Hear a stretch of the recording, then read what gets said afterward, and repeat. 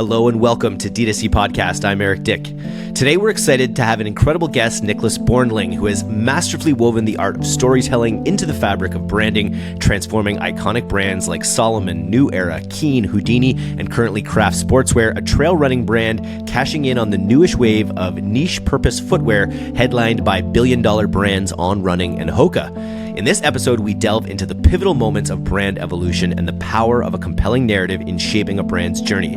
We'll explore the intersection of brand identity and performance marketing and the crucial role of storytelling in creating an authentic and engaging brand experience. You'll hear all about Niclas's Eureka Moment, where he realized everything is a story and how it revolutionized his approach at Salomon and Houdini. You'll hear all about him crafting iconic brands, how he transformed these outdoor brands into cultural icons, blending innovation and captivating stories. And you'll hear all about the future of branding and why you should never call what we make content. Instead, we should focus on how it's a fusion of brand storytelling and strategic marketing, not just content. Speaking of changing words around, Niclas also pitches me on changing the name of this podcast to Direct to User, which reflects his philosophy and approach while he worked with brands like Houdini, where the focus is on viewing customers not just as consumers, but as users who actively engage the product. I'll take it under consideration, but I already have the hat, so join me as we uncover these insightful perspectives with Niclas, and on with the show. I refuse to use the word content when it comes to valuable brand storytelling.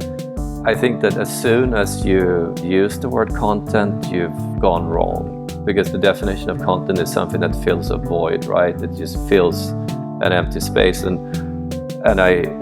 when you look at the stories that a brand is putting out there, it should never be viewed as filling a void. In any company that I have ever worked for, any brand that I've ever worked with, one of the few things that I hold sacred is to never look at anything that we do for marketing as content.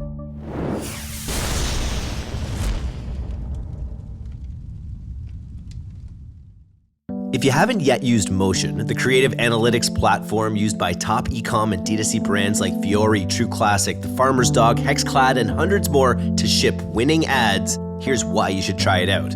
Everyone knows that the right creative is the number one lever for success with paid ads. That's how you make money. But consistently shipping new winning creative, you're gonna need your media buyers and your creative teams on the same page. Right now, you're probably spending hours tiring away going back and forth between Google Sheets and your ad platforms and tools, and then spending even more time plugging it all into different decks for the rest of your team.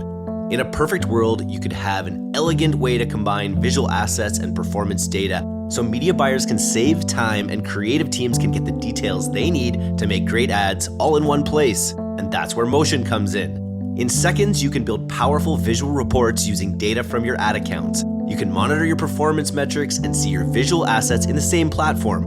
No need to go back and forth across multiple apps. You'll finally have media buyers and creative teams working together to create and scale your next big winner. If you're ready to learn how the best D2C and e-commerce brands use Motion to ship winning Meta, TikTok, and YouTube ads, book a demo today or start a free trial at motionapp.com/DTC. Even better, Motion offers a monthly subscription plan so you can dodge those annoying annual contracts. Get 50% off your first month when you use the link motionapp.com/DTC on sign up.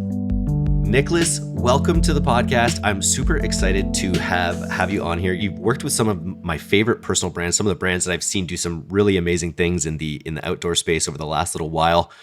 Give me the main thrust of your philosophy around brand that has allowed you to work with these amazing brands. Yeah, thanks, Eric. Happy to be on your podcast, and let's just start out with a bang immediately, and we can go from there and dissect everything what I'm just about to say. I am a firm believer that good marketing is 90% storytelling, and the other 10% is amplification of that story.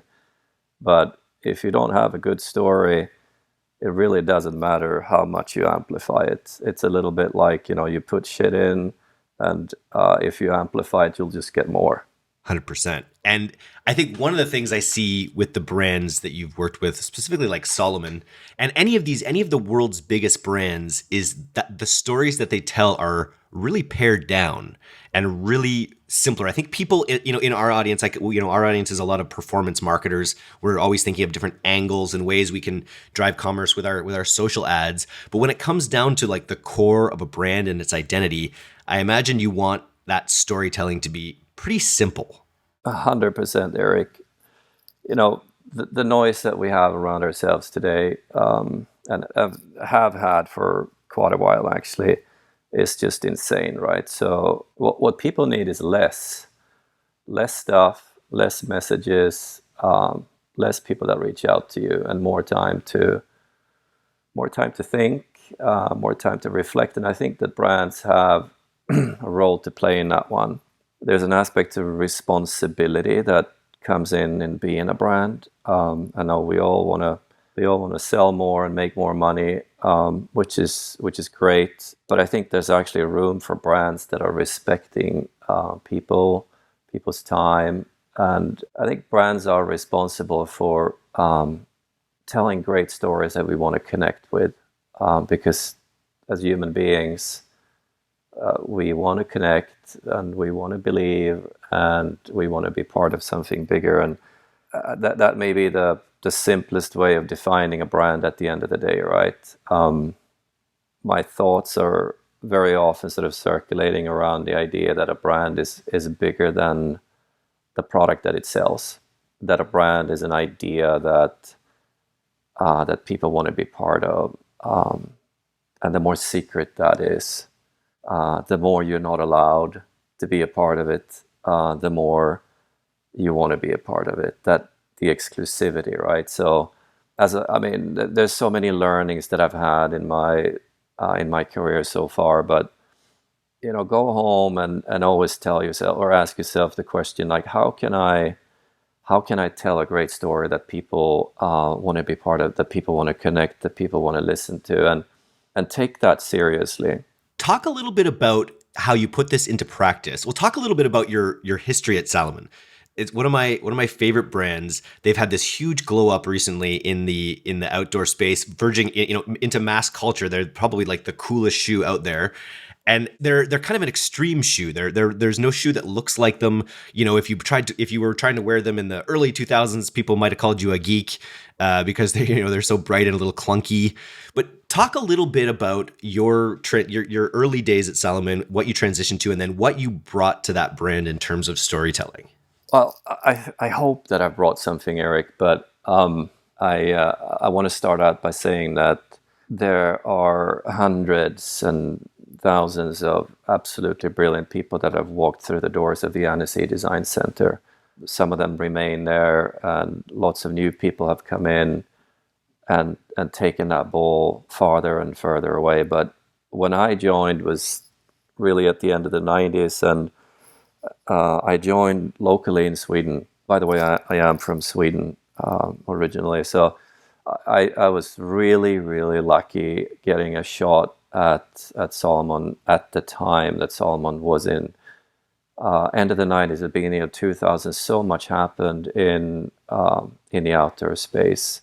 So many new things were coming to fruition. This was the time when snowboarding was exploding all over the world, and if you were a teenager, you wanted nothing to do with what your father and mother was on, which was two sticks, right?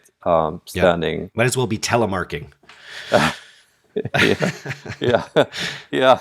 Telemarking was kind of a thing in the 90s, actually in the 80s too. But skis. So snowboard exploded at that time, and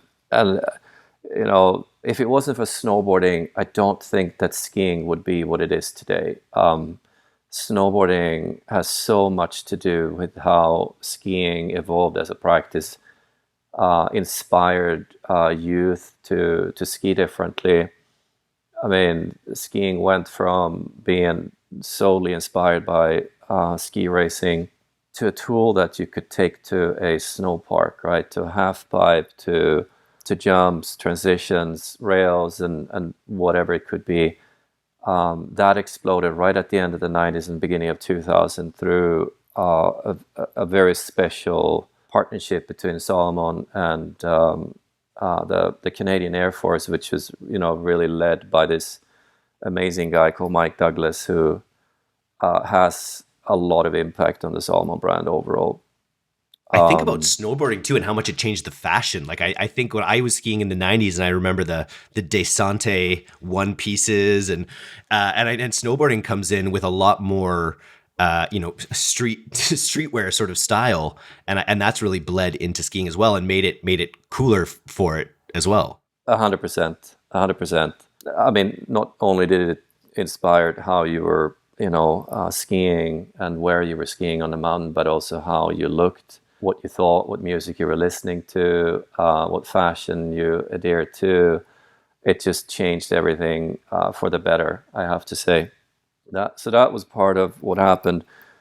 Many other practices exploded at that time. Salomon got behind it, and I think what makes Salomon so unique is the curiosity that has been inside that company since day one, and I believe it's still there. The curiosity to explore new things, new ways of enjoying the outdoors, whatever that may be. Salomon got behind ski across early 2000s, end of 90s. That became a discipline in the X Games, and if it wasn't for Salomon's commitment to the sport, it would never have become an Olympic sport, which it is today.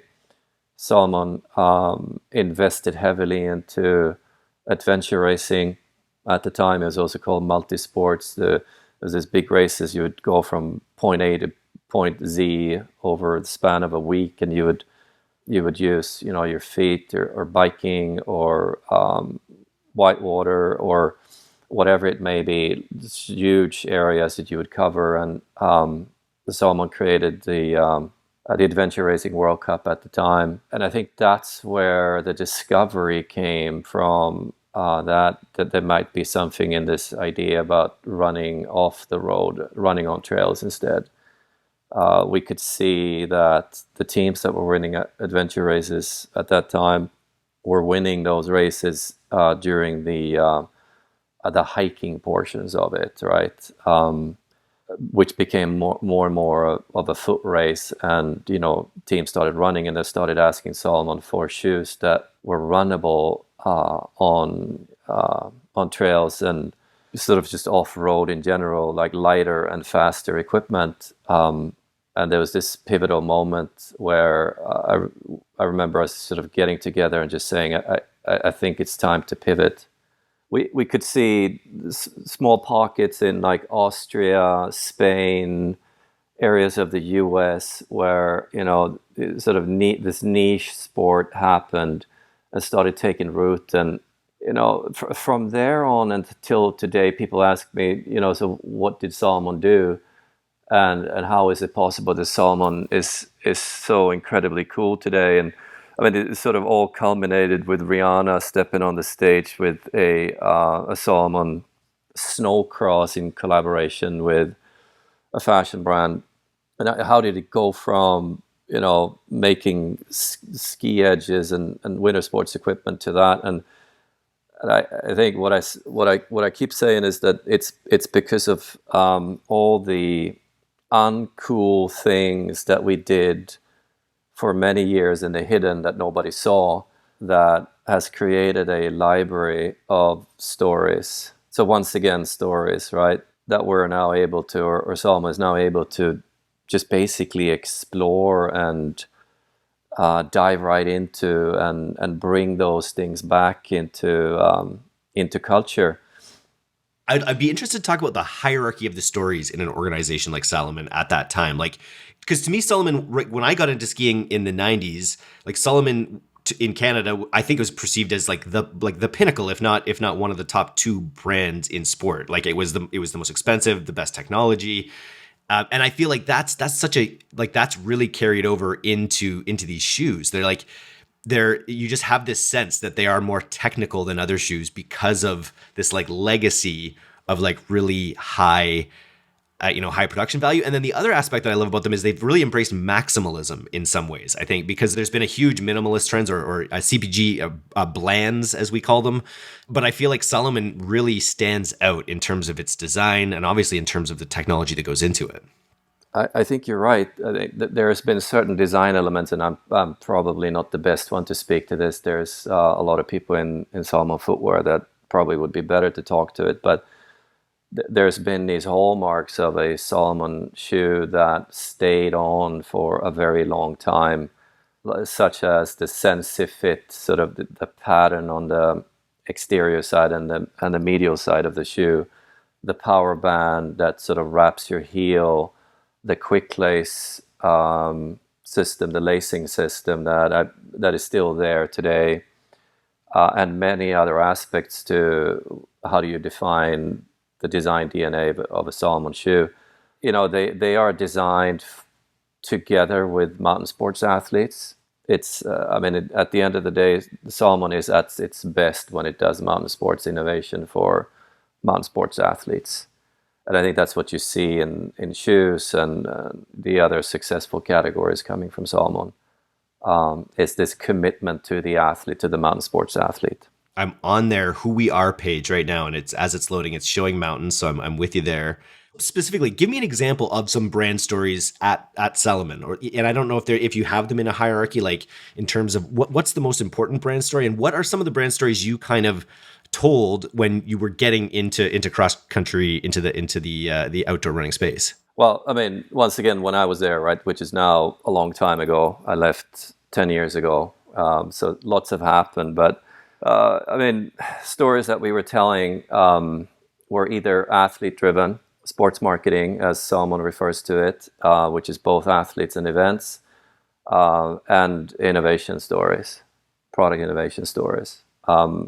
It was all hinging on an umbrella that I mentioned a little bit earlier about mountain sports innovation for mountain sports athletes, and from there we drew inspiration for our storytelling. And some of the best examples of that is, athletes like Kilian Jornet, the Spanish trail runner that joined Salomon when I don't think he was much more than 16 years old at the time, discovered by Salomon Spain, and, pretty quickly rose to be the most prolific mountain sports athlete of all time, if not one of the best endurance athletes overall, every sport included.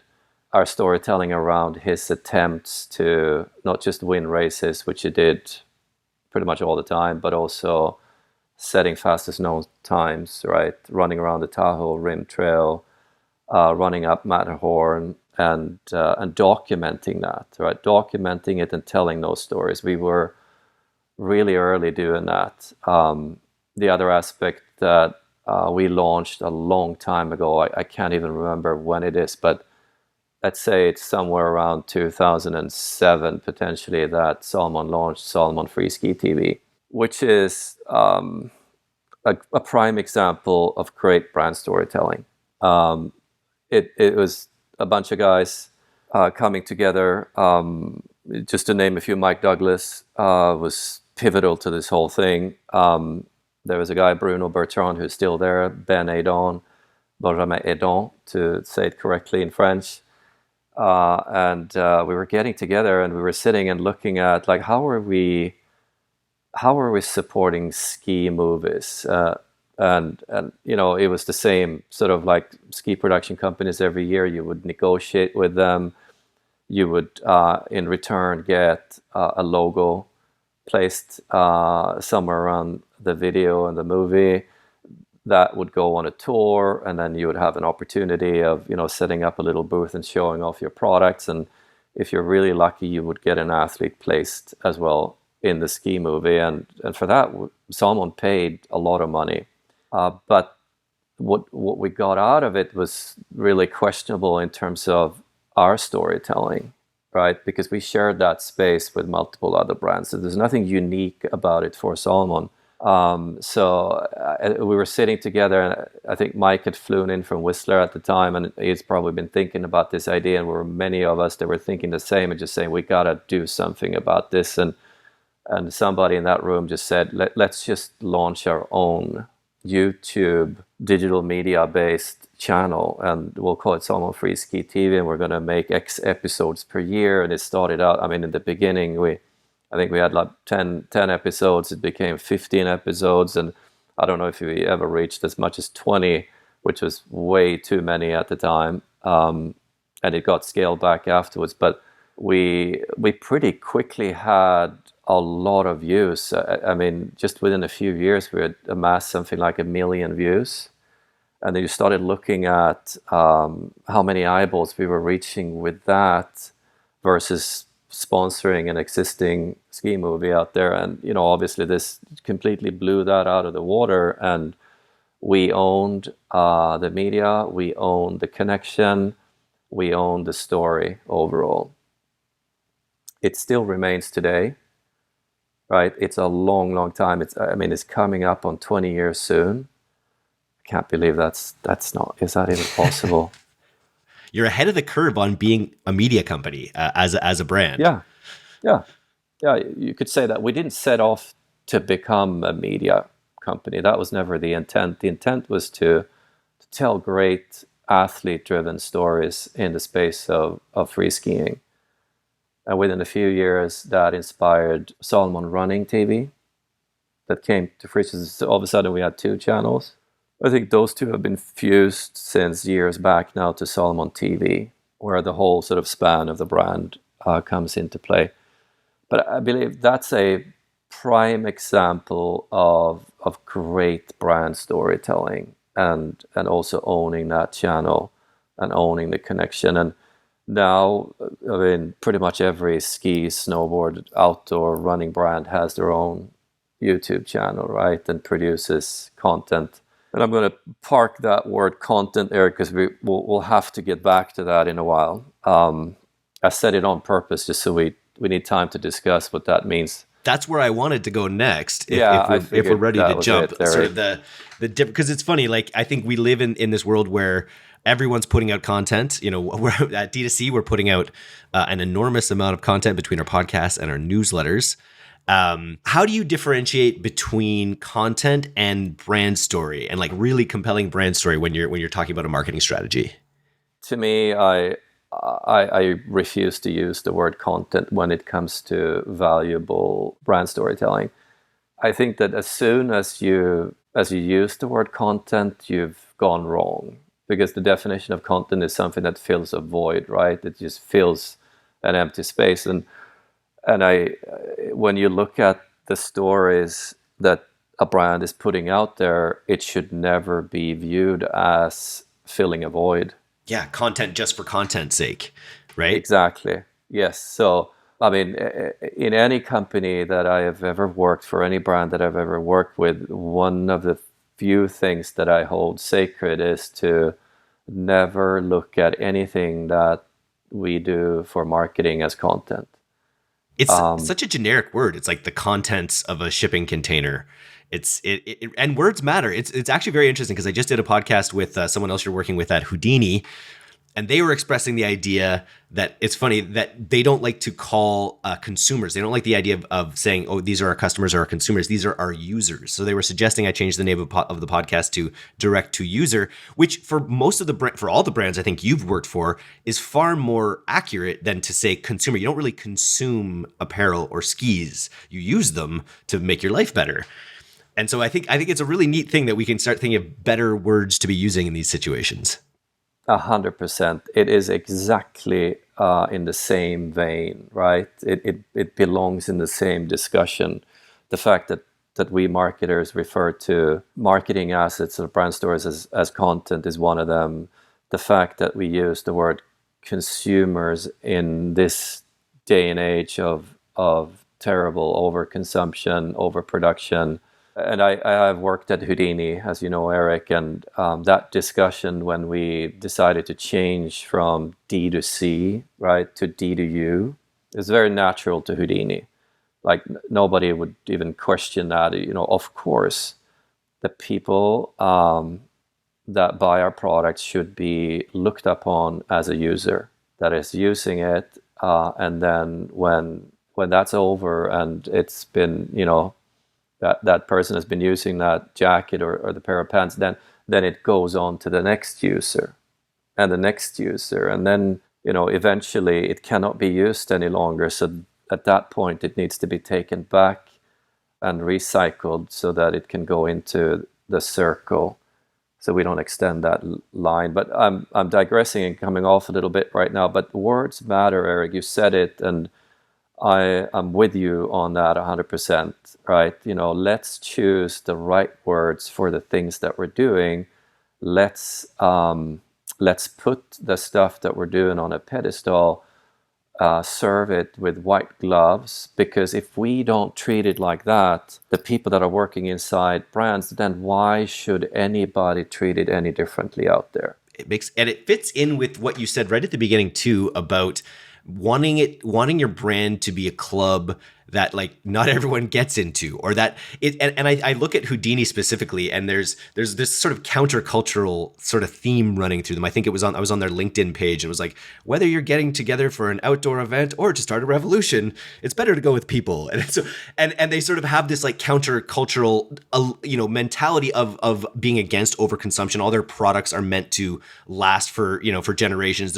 You were explaining to me a little bit about the fabrics, about how I didn't even realize about fabric waste, like how much fabric waste from like fast fashion gets, microparticles get launched into our atmosphere every year from the overconsumption of cheap clothes, and how brands like this are kind of putting a flag in the sand to say, we're not that. We're not going to want you to buy 100 of these shirts. You need 3 of them in your wardrobe maybe for the next 10 years.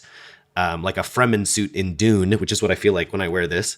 But that all goes to it. You're not only doing it to turn customers away. You're doing it to also just to build this like exclusivity and the story around your brand, so that people would want to be a part of it. 100%. I mean, I'm obviously an enormous fan of Houdini. It is one of the most beautiful ideas that has happened in our space in the last 20 years. I wish more people would know about Houdini and the ideas and the people that are working there, because not only is the brand beautiful, but the people that are there are amazing people doing amazing things. And you referenced it earlier as well. We talked a little bit on this other podcast, but their concept of circular production or circular design, where you're kind of managing the end-to-end life cycle of your products and their impact, rather than just dumping them off to the landfills, which I think is something, and it's been a theme of this podcast since we started. Like almost so many brands in North America, I think a lot of brands they're finding different ways to stand out and come across as ethical, whether it's climate pledges or things like that. But I feel like really embracing something like this principle of circular design, circular production is sort of the next step in like quality capitalism in a way. Absolutely. I tend to use analogies a lot overall. And one of the analogies that we were using at Houdini was that Houdini was this kid that was standing at a train station waiting for the train to come in, and has been standing there alone in rain and wind and cold and stuff for years, and waiting and waiting and waiting. And now I think we're hearing how the train is pulling up at the train station. You hear the sort of the squeaky brakes and stuff like that, and it's approaching the train station. And the difference is that the Houdini is not standing there alone. There is now hundreds and thousands of other people that are much bigger, much stronger, sharper elbows with first-class tickets. And, is Houdini even, been standing there for so many years and waiting, is it even going to get on that train? And I think you understand my drift here, Eric, right? The train is pulling up is a train of what's referred to as sustainability today, and everybody wants to be part of the sustainability train. And there are ways of paying yourself onto a business class or first class ticket to get on that train. But are you really doing the things that are necessary for a company that labels themselves as sustainable. So there's another word that I believe we should stop using, in our space, and instead start using the word responsible. Which word should we not use? Sustainability, because it's too general. It has too many ability. Yeah, there's different ways to approach that, but yeah, I mean, there's two aspects to that, Eric. First and foremost, the word has been dragged in the mud. Yeah, and it's now a generic expression for somebody who's trying to do the right thing or may not be trying to do the right thing. But so greenwashing is definitely part of the space of sustainability overall. And the other aspect to it is, I'm not really sure exactly what sustainability really means to a business. So I think it's time to instead start using that we are conducting a responsible business, right? Where we are responsible for every aspect of what we do as a company and a business. The product is part of that, right? But there are many other aspects to running a responsible business. I wanted to save some time to dive into the running shoe space. This is something I'm a bit of a shoe head myself. I do like to run, got a different set of runners for different things. I bought a pair of Hokas, which I just love. And I've been a huge fan of the incumbents for years, whether it's Nike or Adidas. And they've just had a real stranglehold on the running industry or on the footwear industry for so many years. But to see just in the last 5 years, or as far as I'm concerned, probably maybe a little bit before, there's been this explosion of these challenger brands that are filling specific niches in the running and outdoor space. This is a world that you're now firmly a part of as a fractional CMO of Craft Sportswear rather. Talk to me a little bit about you've been a part of the space for years, but talk about what you've seen, I guess, over the last 3 years in this space. I mean, I think you have to probably extend that time frame a little bit more than the last 3 years. I think you have to go back 10 or maybe even 15 years for that matter. And I mean, I remember at Salomon, we were looking at the running space with I wouldn't say fear, but a lot of respect. Could we actually be a running brand? Right? These discussions were going on all the time. And then we entered into trail running and sort of, were a part of building the trail running community to what it is today. But the running was inspired by road running and track and field. Like that was the space, right? You walked into any running specialty store, those were the brands that you'd find on the shelves in there, and there were no trail running footwear brands at the time. So like we were sort of like very respectful of that space, and even using terms like running or road running or any of those aspects. And people kept saying that there's no room for another running brand. And by the way, trail running is a niche thing done by half-naked, long-haired, bearded guys in the outback of Colorado or in Montana or in Utah, in desolate places. It's not something that you should really care about.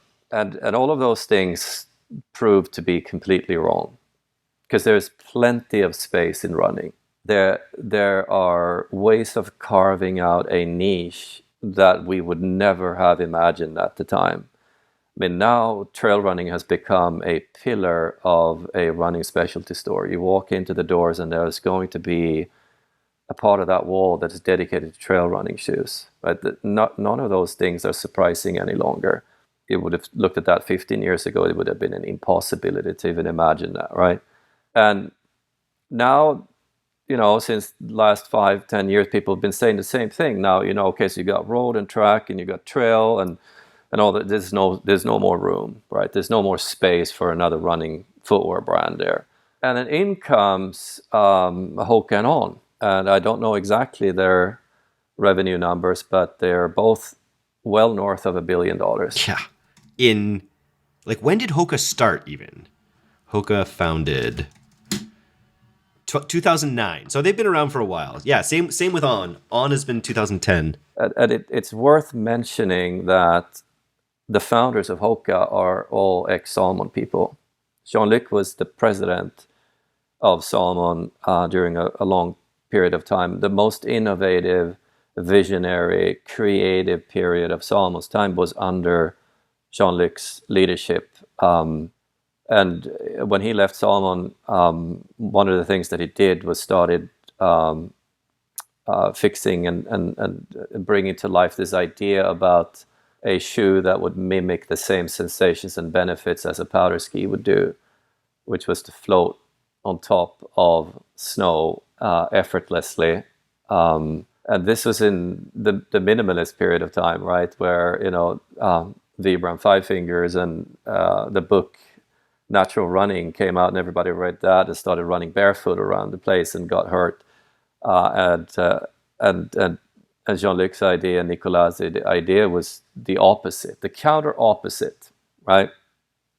And in that period of time, it has grown to become, I believe, if I'm not mistaken, the biggest specialty running brand in US running specialty. It's absolutely insane, right? In about a decade. Like, yeah, it's to go into a market, like that is unbelievable. And On as well, like they're at 1.2 billion, 1.4 for Hoka. And then I imagine one of the biggest challenges in this space is the shoe store. Because it's like anytime I've bought a pair of runners, it's quite often you're going to these shoe stores, and it's like the people who sell shoes at shoe stores like really know their stuff. They have the stuff they sell. I imagine getting on shelf and getting into their what they're recommending is one of the biggest challenges in the shoe space.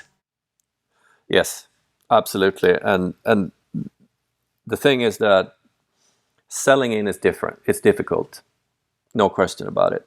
But it's possible, right? There's always going to be the store or the shop or the buyer at the shop that wants to try out something new. The real difficulty is to sell through. And I think that way too many brands in this space and many other brands pay too much attention to selling in and too little attention to selling through. And then is it literally just about educating? Is it about going in and whining? Is it like pharmaceuticals where you're like whining and dining these people? How do you get it? How do you break into the selling through aspect of this in-store environment? Well, I mean, there are two ways really, or potentially three ways now with Hoka and On coming on the scene. But you're either a brand that is generating consumer demand yourself, right? In general, these are bigger brands. It's the Nikes and the Adidas of the world, right? That just creates demand, and people will be aware of its presence and probably already think that that's what they want to have, right, when they go running. So these are brands that are driving traffic to any kind of outlet in general. Then there are the brands that are seeking to get the recommendation of a third party. And there are really amazing brands in that space, such as Brooks would be a great example, right? Brooks is a brand that very often people will walk into a running specialty store and just basically say, "Hey, I'm this person. I run like that, and maybe I'm a supinator. I'm not really sure, but what would you recommend me to use?" And Brooks is a brand that has done an absolutely stellar job of educating stores, of providing solutions to people with different kinds of problems that they need to be solved through their running. And there are other brands in that space that are doing a very good job, right? So, and then there's the third category, which is brands that are completely disruptive, that are disrupting the whole space and bringing a wow sensation to everything. That's your Hokas and the Ons, and so that's another way of doing that. But those brands will probably seek to evolve into something different in the future. So if you're not a big brand with the means, with the time, the awareness, and the capability of driving demand, then you're going to have to go through gaining the recommendation of the people that are working in the stores. And there's many different ways of doing that. Obviously, I don't think we're going to get into the details of that, but it's at the end of the day, you can summarize that by getting shoes on feet.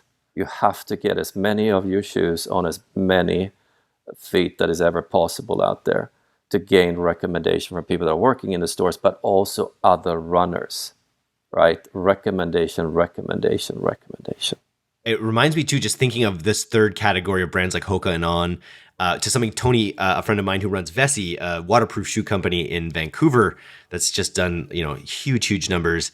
And he was talking about silhouettes of shoes, and I feel like Hoka, when they came in, it's like they kind of reinvented a silhouette to have that huge outsole. On obviously totally changed the silhouette by adding all those interesting little grates in the bottom of the shoe. And so just by changing the form factor, I think that's probably a big way that you get into that third category. And now you guys are with Craft, you're in a similar situation because you're in that silhouette category. You're in kind of that Hoka large outsole category. So they've kind of paved the way. And now you've got to find a way to carve out space on those same shelves, I imagine. 100%. And gain the recommendation of the community, the running community at large, right? So, you walk in and you present Craft, and the people are going to ask you, so, okay, cool, maybe I've heard about it, maybe I haven't heard about it. The shoe looked good. It aesthetically is already pretty mature. And you have to remember the Craft running shoes is a very young thing. It's been in the marketplace for about 2 years. The product itself has existed for 5 years only. So it's still a very young category for Craft. But it's already aesthetically really pleasing. It looks good. It's driven by a Scandinavian design sensitivity of minimalism and only the necessary components, the functional aspect to it. Everything that you know about Scandinavian design comes to life in the shoes itself.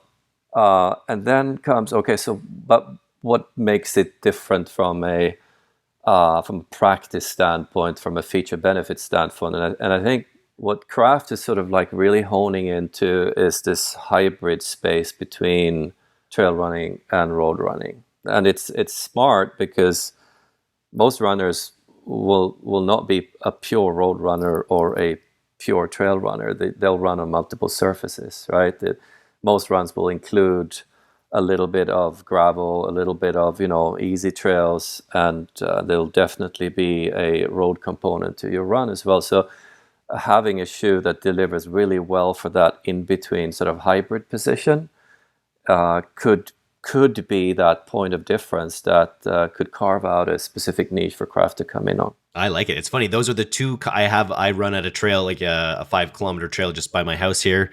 And I have trail runners for it, but I prefer the swimmy feeling of the Hoka. So I'm always debating between my trail runners and my Hokas. So I'm a perfect use case for why Craft makes sense in the market.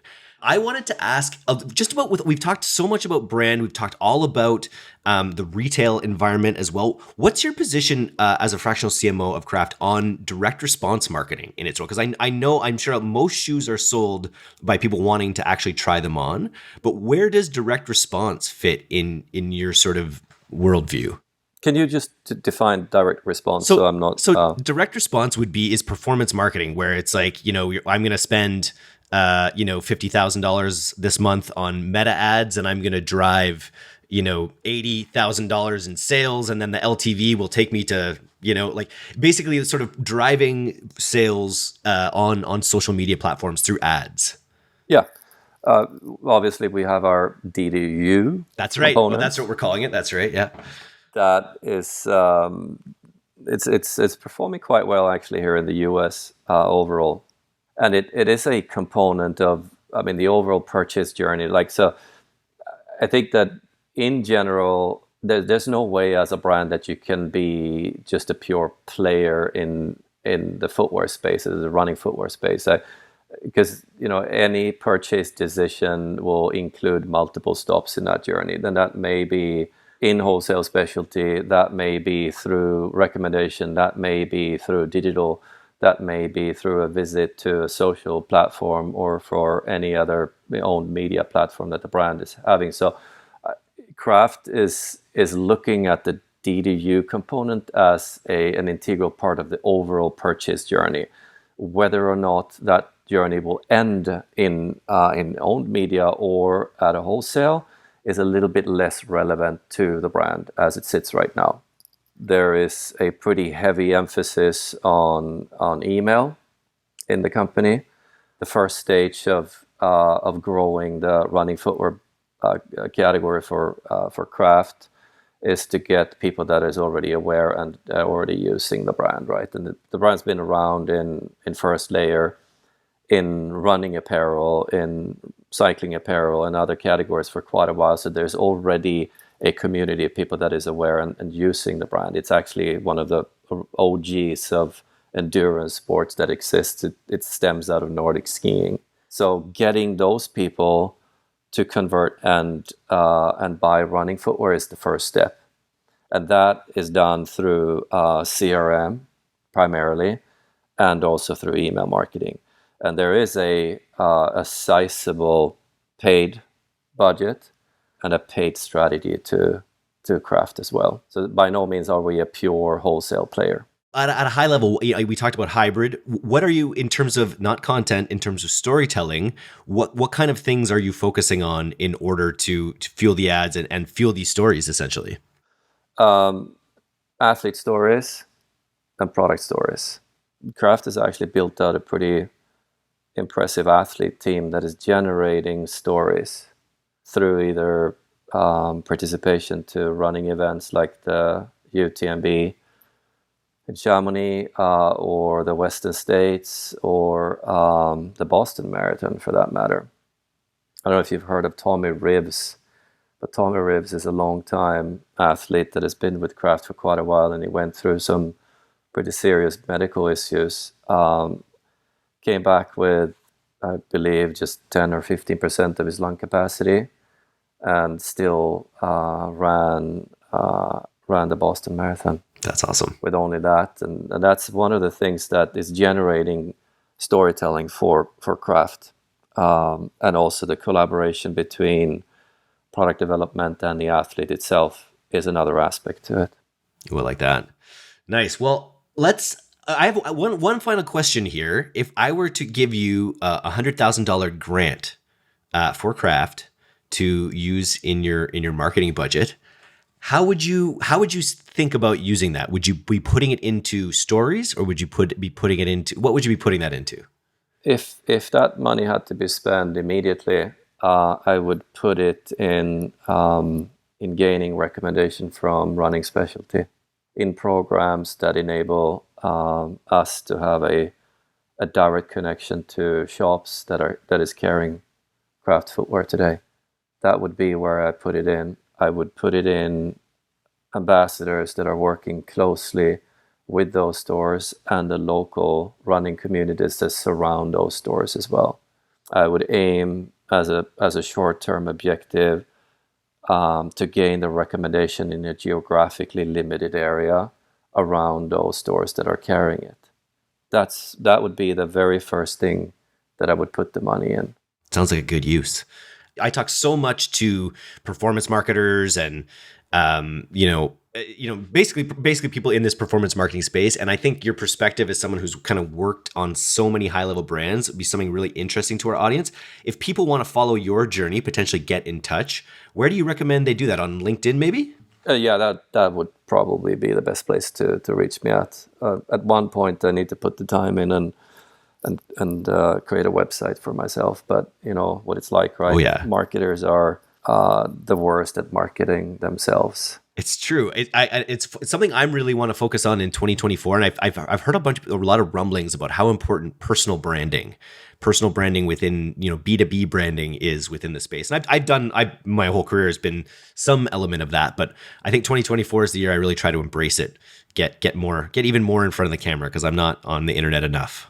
Yeah, dude, that's a whole other podcast that we could do. It's this sort of the amazing explosion of just normal people that have realized that they may become a brand, and that they can monetize that themselves, and that brand isn't a thing that belongs to large corporations like Coca-Cola and Apple and Nike, but it can be yourself, and you can monetize it. And that's a really interesting space that I'm spending a lot of time thinking about, right? You know, the rise of influencers, right? The rise of the athlete brand. Mm-hmm. The celebrity brand. All of it's absolutely amazing, and the opportunity for that, Eric, in the D2C space, as it's just the beginning. It's just starting to scratch the surface of it. Well, nice. We have our next topic. Perfect. Yes, that would be fun to talk about. Yeah. Well, thanks so much for coming on today. We'll have you again back soon. Good luck with everything on the craft side. And I'm not changing the name of the company just yet. But low key, I'm stewing on the user idea versus consumer, because it just makes more sense. Totally. Do it, Eric.